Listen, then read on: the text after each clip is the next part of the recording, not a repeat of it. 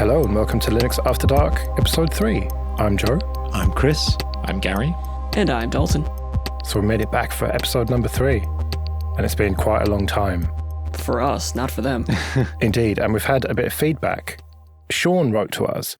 Part of the podcast lamented that Microsoft was only going to force users to upgrade machines in 2025 because if they had made the support timeline shorter, maybe people would have been more likely to try Linux. Let me rephrase that comment. I hope people have a worse experience and have their work disrupted because then we might win. We should want people to find technologies that work for them, and we should want competition because that's how we get new ideas and things get better. I don't use BSD myself, but I'm incredibly thankful that it's there. We can celebrate Linux and celebrate the open source movement without hoping competing tools fail, because these are tools to do tasks. Telling me your screwdriver is somehow better than my hammer is silly. This is in reference to when we were talking about what the future holds for Linux. And we were talking about, well, like you said, hoping that people would take the opportunity to switch over to Linux once Windows 10 support ends. I think I still stand behind that. Of course, it'd be great if people got on Windows 11 and loved it, because that's good for Microsoft and it's good for them. They just get to keep doing their work. But if they get up to Windows 11 and realize that, well, it doesn't work the way that I want it to, or they broke something in my workflow, and Linux can provide that, then why shouldn't we? And why shouldn't they try it then? Yeah, I think in the text of the letter is what's happened there, because from my perspective, we said maybe people would have been more likely to try Linux. I don't think any of us, I'm speaking for myself, but hopefully for the rest of us, would take the leap to, I hope people have a worse experience and have their work disrupted because then we might win. I don't really see it like that. I mean, I have to be honest here. We occupy 1% of the desktop operating system market share. Maybe we'll push that to 2%. Even if I wanted that to happen, which I don't, it's not going to happen. It's the nature of what we're using. It's an open source endeavor. We do want to attract some users because they may eventually turn into contributors as well. It has to be fed as an organism. That doesn't mean I want to take a flamethrower out and burn every single computer that runs Windows. It's just, in the spirit of growing the community slightly, and it is an opportunity. And I have seen quite a lot of people who are expressing dismay. I don't know if any of you guys are running any Windows machines day to day, but Windows Update now is already saying, even though we've got another 4 years, are you Windows 11 ready? Your computer's not ready for Windows 11. And it's making people a bit annoyed, and they're starting to seek how they might be able to try Linux. I don't think I personally would take the leap to, I hope people have a terrible experience on Windows so that we win some kind of battle. I don't see it like that. But I do see it maybe as an opportunity for people to give Linux a try. And that would be beneficial to the community and the way that Linux works. Yeah, I think I agree with what both of you said. For me, it's not so much about, I hope that, Windows 11 or Windows 10 is a complete failure and people find it really difficult or impossible to use for whatever reason. But it's more about, if people upgrade to Windows 11 and they don't enjoy the experience they've got, then yeah, of course, I would want to point those people in the direction of Linux because it's something that works for me. Maybe it'll work for them too. But for me, I wouldn't want anyone's life or work to be made more difficult, whatever platform it is they're using. Yeah, it's not a case of we want them to have a bad time. It's that we want them, if they do have a bad time, to have an alternative that gives them a better time. Yeah, and I would prefer that alternative was Linux, but equally, if those people want to move to Mac OS and that's a platform that works for them, then more power to them. The whole point of having multiple operating systems and having that competition in the marketplace, if we've got goodness knows how many hundreds of distributions of Linux, I think it's perfectly reasonable that people should just use something which works for them. If I was true to that, I want to win thing, how many people do you think in the job that I do, which is residential IT support, I have never strongly forced anyone to switch to Linux. I barely suggest it because quite often a lot of the clients I have are tied to Windows in some way. There is going to be a steep learning curve because they would have to have some kind of virtualization set up or dual boot and things.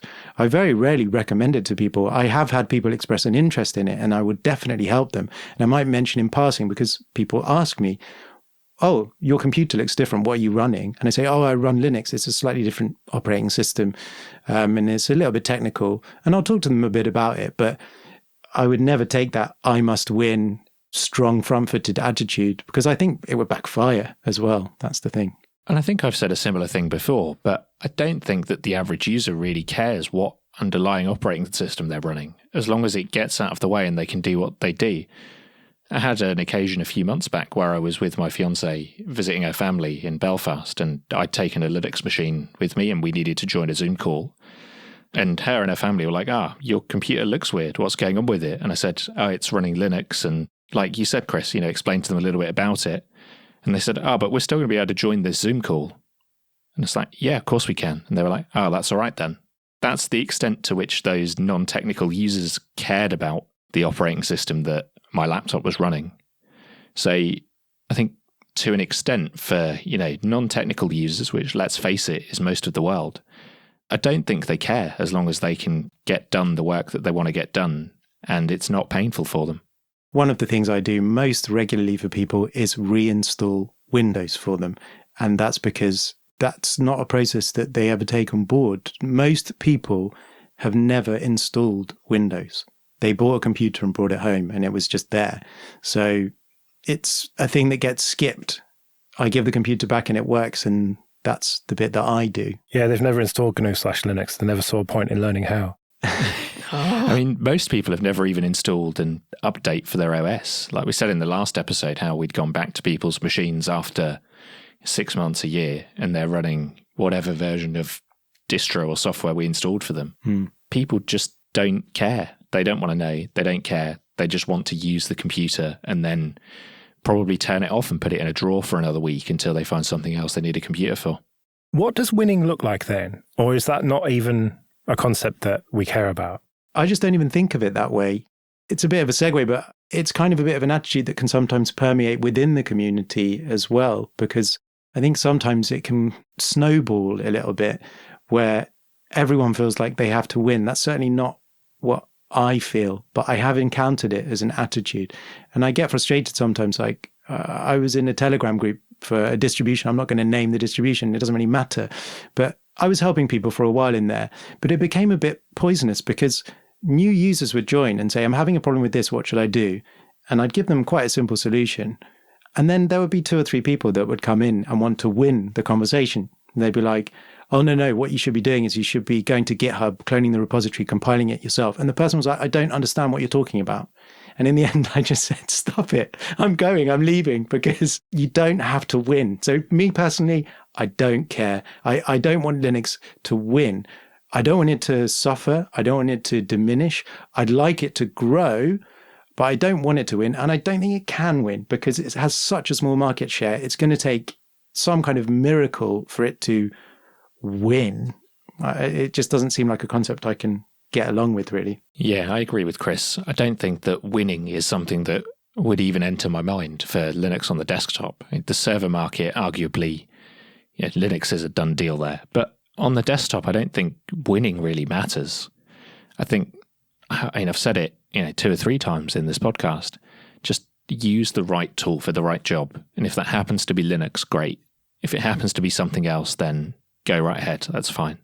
Well, I maintain that we've already won. The fact that I can sit here with a Linux desktop and record this, that's victory enough for me. We are winning. You just need to change your perspective. Well, exactly. You say that jokingly, but I think that's true. Yeah, no, it's like you just don't have enough imagination to see that we're already winning. Yeah. Okay, this episode is sponsored by Linode. Go to linode.com/LinuxAfterDark and see why Linode has been voted the top infrastructure as a service provider by both G2 and TrustRadius. From their award-winning support offered 24/7, 365 to every level of user, to ease of use and setup, it's clear why developers have been using Linode for projects both big and small since 2003. Deploy your entire application stack with Linode's one-click app marketplace, or build it all from scratch and manage everything yourself with supported centralized tools like Terraform. Linode offers great price-to-performance value for all compute instances, including GPUs, as well as block storage, Kubernetes, and their upcoming bare metal release. Linode makes cloud computing fast, simple, and affordable, allowing you to focus on your projects, not your infrastructure. So go to linode.com/LinuxAfterDark, create a free account with your Google or GitHub account or your email address, and you'll get $100 in credit. That's linode.com/LinuxAfterDark. Let's get a bit meta. Now, I do a few shows about Linux now with various different people, and it's all cool conversations about Linux and being a sysadmin and that sort of thing. But something I've been wrestling with increasingly is to what extent we should be talking about ARM Linux and mobile Linux versus traditional x86. And so I thought I'd see what you lot think about this. Now, I'm not talking about the future. I'm talking about right now with what's going on. So, Gary, you're our cloud expert. Where are we with ARM Linux in the cloud? I think with the customers I work with, we're still at somewhat of an early stage. Say, obviously, a lot of the big cloud providers are starting to push their ARM offerings. Say, AWS, for example, since last year's reInvent Summit, have been really heavily pushing Graviton 2, which is their latest gen ARM CPUs. I think it's starting to get some traction now. So the customers that I work with in my day job are starting to understand, the concept of moving to ARM CPUs. There is some curiosity building about what workloads they might be able to run on them and what kind of performance they can expect out of them. But from where I'm sitting, there's very little in terms of running workloads on ARM CPUs in production, particularly with larger enterprises. We're not seeing huge amounts of adoption in the way that we have, for example, on the desktop with the Apple M1. Well, that's what it all comes back to, essentially, doesn't it? And I feel like a bit of a broken record saying that the M1 has changed the industry, but I feel that it has, certainly on the client devices side of things. And before we started recording, we were having just a casual chat, and it was basically all about ARM stuff, whether that was the Apple M1 and the new M1 Max and Pro, or phones and stuff like that. I find that that's the kind of stuff that we're talking about. It seems like ARM is here, and x86 is kind of just a bit boring now. Yeah, say all of my workloads that I'm running in the cloud at the moment are on ARM CPUs. And by and large, everything I need is there. But I'm running a stack where, pretty much everything is open source or is freely available and has been compiled for ARM. But when you move into some of those more proprietary applications, I'm thinking about a lot of stuff big businesses use, like SAP or Microsoft SQL Server. Some of those workloads that have been entrenched for 20 plus years, those aren't going to be moving to ARM anytime soon. But with open source stuff, yeah, for sure, it's here, right? So Postgres and MySQL and MariaDB, all available on ARM. Docker, available on ARM. You just build your images. For applications that are running in Java, it's just a jar file. You just run it in a JVM. Likelihood is it's probably going to work fine on ARM. So I think in the bubble we live in open source, especially on the server side, there's not a lot of reason to stick with x86 other than vendor availability. A lot of the smaller cloud providers don't have ARM CPUs available yet. But I think for most workloads, you're right, it is here and it is ready. I mean, I'm speaking to you now, and I'm traveling for work, and the machine I have with me is an M1 Mac. And there's nothing that I've not been able to do this week on an ARM CPU that has made me think I should have bought an Intel machine with me. There's various sort of discussions that are happening at the moment with the M1 chips, and now these newer M1 chips most recently. I can see both sides of the coin, and in some ways I'd like to hear from the people listening to get across the points of view that people have, because I've had people say to me, the M1 is completely irrelevant to us because until Asahi, you can't run Linux. It's not the same thing, even to go so far as say it's not really like a laptop. And I don't necessarily agree with that. But I can see as well the point that, like with the phones as well, the fact is that for Linux enthusiasts, there's not a lot of us that have ARM hardware available to us that can run what we would call Linux. And we need to be careful here because Linux, GNU/Linux, but I'm going to use Linux in the kind of general term. You know, I've got a couple of old smartphones. I've been playing around with Postmarket OS, but they don't work. Lots of the things are broken. I don't have an M1. And even if I did, at the moment, you can't run Linux, and hopefully Asahi does that. But I can see why some people get frustrated when we talk about those things a lot, phones and the M1 chips, because it's like, yeah, it's great, but it's not Linux. But the problem is that you don't run Linux on thin air, and you have to look at the hardware. And I would counter the claim that the M1 isn't a real laptop.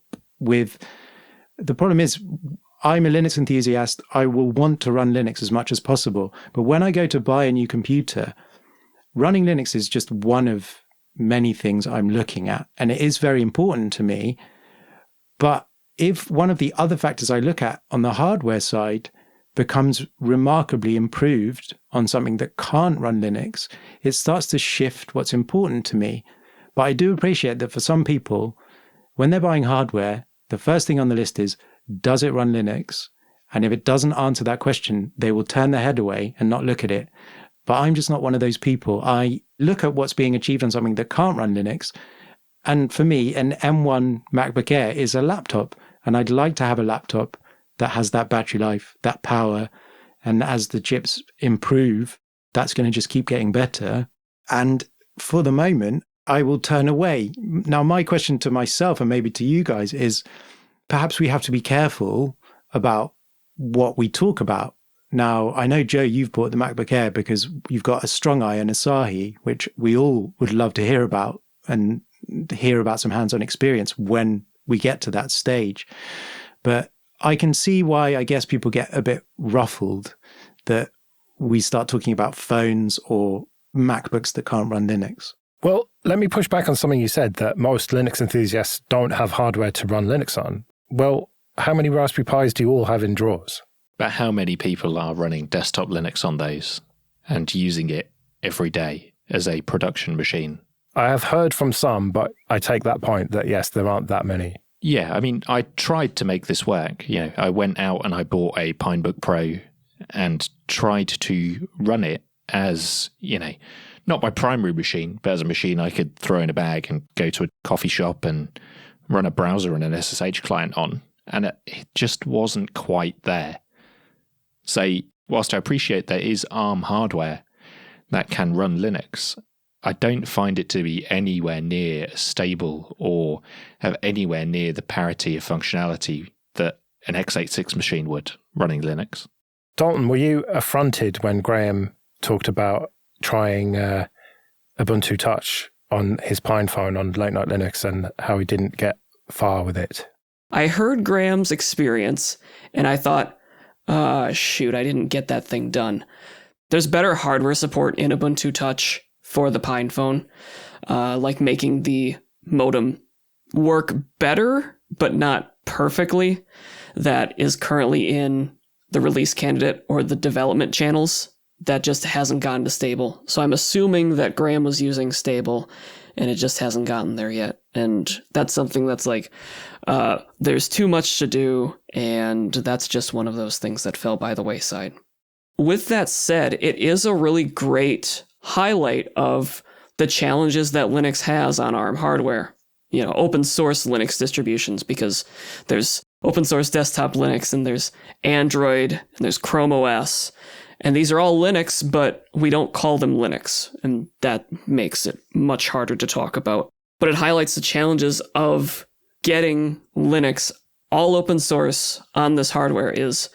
There's been a lot of years of vendors creating embedded, vertically integrated platforms that never thought about running different software on them. But isn't that what makes the ARM Linux world exciting?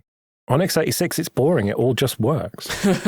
I think it'd be much more exciting if it worked and it was faster than x86, but, you know, I take your point. Well, maybe exciting is the wrong word. Maybe interesting. There's more interesting developments. Watching what's happening with Asahi Linux on the M1s is a really interesting and fascinating process, whereas a new version of Ubuntu or Arch on x86, well, you know, we've seen that for 20 years. Okay, I grant you that.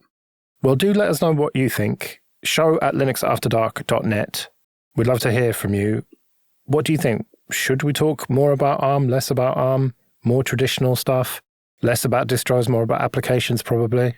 That's what most people seem to say. We've had some people say, oh, stop talking about phones, I don't care about them. And other people who say, oh, I'm really interested in what's going on with all the Linux, proper GNU/Linux on phones. So we'd love to hear it. And you've got the best source here. Exactly. Quick thank you to everyone who supports us on PayPal and Patreon. Really do appreciate that. linuxafterdark.net/support for more details there. And remember, $5 or more on Patreon gets you an advert-free RSS feed with this show, Late Night Linux, and Late Night Linux Extra. So, until 2 weeks' time then, I've been Joe. I've been Chris. I've been Gary. And I've been Dalton. See you later.